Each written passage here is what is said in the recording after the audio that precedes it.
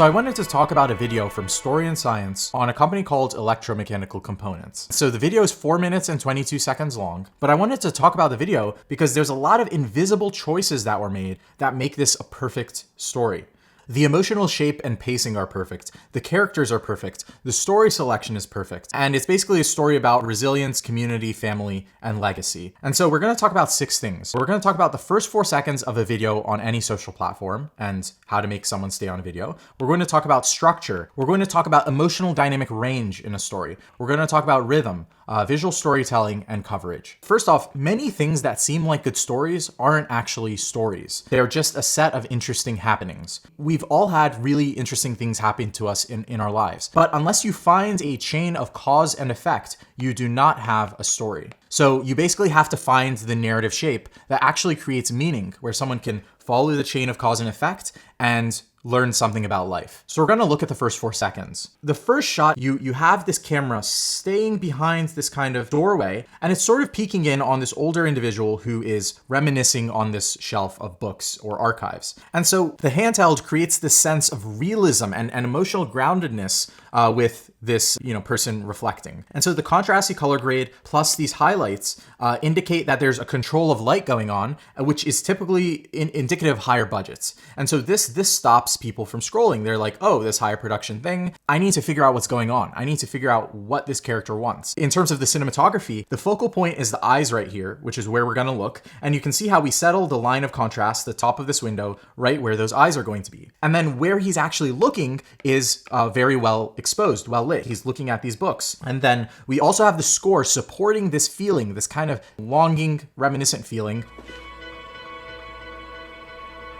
as sort of a distant memory, a distant echo. And so in those critical 2 to 4 seconds at the start, you immediately understand what this character wants, and you want to stay to watch. And so remember that people's videos are going to be muted in those first 4 seconds. So you really want the visual story to say what's happening. So first off, we're going to look closely at the story structure. So the story breaks down perfectly into 3 acts. You have Act 1, which is the exposition. You meet Terry, Diana, Walter, Terry's father, and then you have this emotional kind of ending point to Act 1. So in Act 2, COVID ends up hitting. And so these characters that we made the watcher love, we built empathy, we basically tear all of that down. And then we become very worried for the characters. So we have to watch to find out what happens. And then in the final act, we basically have a redemption arc where, it's been a hell of a run. And then the final message is delivered of, we should support these legacy institutions and the future and so on. So we're going to look at Act 1, the exposition.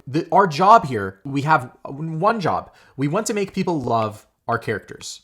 We want to make them love the characters because what we're going to do later is we're basically going to tear it all down in the second act. And this is going to make people really actually care. And so basically this breaks down into the opening shot. We introduce Terry, who currently runs the company, and then we talk about the parts. We introduce Diana. We hand Diana a photo book. So in Act 2, COVID is going to hit the company. We have this moment of silence where Terry walks through a door as if walking into this next act. And then orders dry up. Terry says, I've done all the best I can. And then we have this all is lost moment at the end of the second act where we think everything's over. So our number one job here is to tear everything down, tear it all down. And why do we do that? We basically take these characters that, people love. Now that we've identified with these characters, we really care. We're generating care about their problem. So to start this act, we see Terry walking through a door as if he's walking into a new phase of the story, and then he walks into this darkness. So, the emotional bottom falls through, and we just linger on it. And then finally, Act 3 is sort of redemption. The score changes to a more upbeat tone. And Terry says it's been a great run. Some investors would just, take advantage of the company. And then we talk about the future. So what I think makes this story great is it has a wide emotional dynamic range. Great stories involve characters who go through a wide dynamic range of emotions. They go high, they go low, and they go up again. There's a complexity, there's a journey to it. Few documentary stories have this. It's rare for this, range of experience to show up. And it's almost like a diamond compressed by conflict over time that stories end up forming. So stories are almost like these emotional diamonds.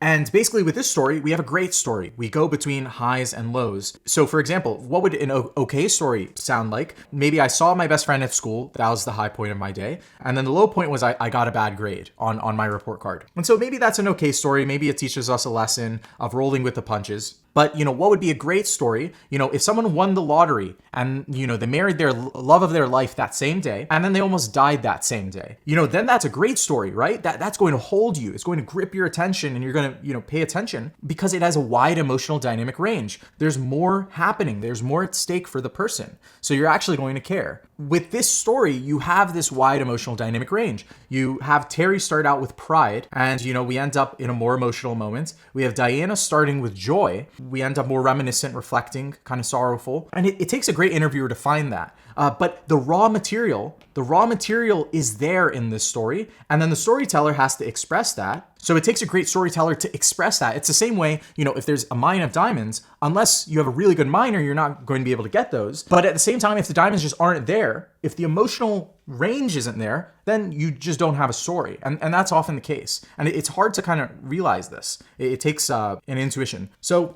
I went through every second of the video and I basically tagged what are the emotions we're feeling. So in the beginning 20 seconds, we're feeling sentimental. And then, Terry's reflecting on building the company, and there's a sense of pride. And then there's this sentimental joy from Diana. And then, we have pride again. Terry reflects more. And then we go deeper, right? The emotions deepen in the second act. Diana becomes emotional. We reach a deep sentimental feeling. And then Act 2 kicks in. Terry is disheartened as the orders dry up. There's a repressed sorrow. And then in Act 3, we turn everything. Terry has pride again, and then there's optimism. We see there's a change of charge, right? There's a change of charge. So this is what a story arc looks like. You go from, one emotional state, which is sentimental, pride, to another state, which, at the end is optimism. But you can see how there's this constant change of charge throughout. And next we're going to talk about rhythm. Beyond the emotional dynamic range, this video also perfectly meters and feeds you emotional information. I basically went through and I tagged all of the emotional turning points. These are called beats in kind of, story language, but just, you don't need to worry about the terminology. Just think of it as a moment where emotions change, like the character emotion changes. First off, we have Diana being handed this photo book, and she changes from, pride and energetic, to being quietly reminiscent. And then we have Diana reflecting on Wally. She becomes emotional. We go from reminiscent to this longing sorrow. And then we have COVID hitting, and then we basically have Terry going from longing sorrow to disheartened about the orders drying up, the business faltering. And then finally, we have disheartened to despair. By the end of Act 2, the bottom has fallen out, everything is lost, and we end up with despair. So what does this do? This creates momentum. This creates character change. And when change happens, meaning happens. And so most videos you'll see are emotionally inert. The beats are not dense, or they're poorly timed. They're either clumsy or unmotivated, or they're non-existent. The author doesn't even know where the dramatic turning points are. And it's fine for a video to be emotionally inert if it's coherent, but a perfectly crafted story looks like this. It constantly is moving the characters forward and moving the emotional charge around. So we'll talk about those moments as we talk about visual storytelling. And so we already covered the first shot, the camera placement, the choice to go handheld. And then we have today his son, Terry Trumbull, operates the business. He comes off screen right. I'm in our manufacturing and distribution headquarters. We actually show that. And again, the focal point for this frame is along this line of contrast coming from the light above. And then Wally saw my kids grow up. We move focus from the kids to Diana sitting here. We anchor that visually. And then at the end of Act 1, we have this silence, this emotional crest before entering a dark chapter. So we enter this dark chapter. Terry walks through this door as if to enter a new phase of the story. And then we basically have this frame within a frame here. So we have this frame and then this frame. So we kind of frame Terry as trapped in this personal headspace. We have this aggressive center composition, which it really focuses us in on this contemplation. And then Terry says, "Been here a long time." Been here a long time. And then there's a pause and an emotional moment. And then we do a wide of the environment to punctuate that. And instead of doing a medium close-up, which is a closer shot, we already feel the emotion, so we don't need to do that medium close-up. It's better if we show the environment to go along with that. And then after that, we have, at the end of Act 2, we have this emotional bottom. We basically put the camera on the floor, and it's as if you're lying there, unconscious, about to fall unconscious. You see that the focus, we go in and out of focus. It's very dark.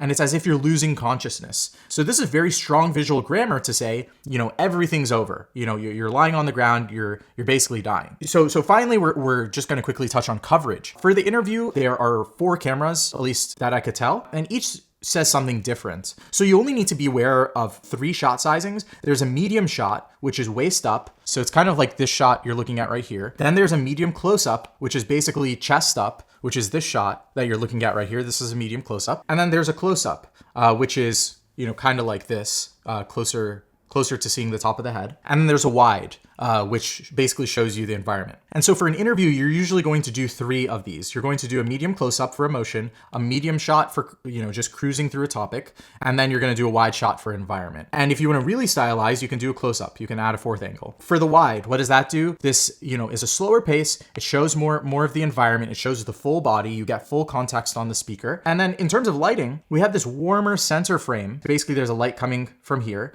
And then on the windows, we have the windows are frosted, or they just have some, paper on them. We have a light coming from here, a light coming from here. So there are 3 lights operating here. And so these windows create visual balance. And then the focal point of the frame is right here. And then the medium close-up it's like a loose medium close-up. We, again, have this warm background being splashed against the wall. We have this window for context, sort of like a backlight. And so this shot is more of a middle ground. It's for focusing on the speaker, kind of cruising through an idea. And then you have a medium close-up.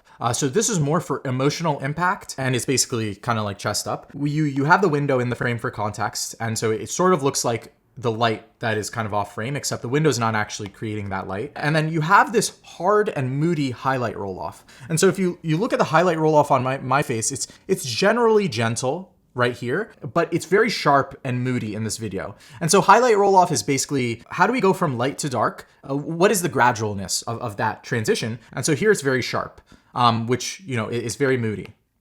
And then finally, we have this medium close-up sort of profile on a stabilized kind of moving shot. And you only see one eye visible. This is kind of more abstract, more character driven. And it adds some momentum. It adds some energy. We can see that the weight of the light is center frame. We have this light coming out of frame to expose the face. And then we have this kind of back window for context operating as a backlight. And so what is perfect about this video, the story selection is perfect. The characters are perfect. The pacing is perfect. The cinematography is excellent. The editing is excellent. And so it's just a perfectly crafted narrative. So if you want to look at these notes, you can go below. I'll put a full PDF so you can see all of these shots. And I'll also link the video below.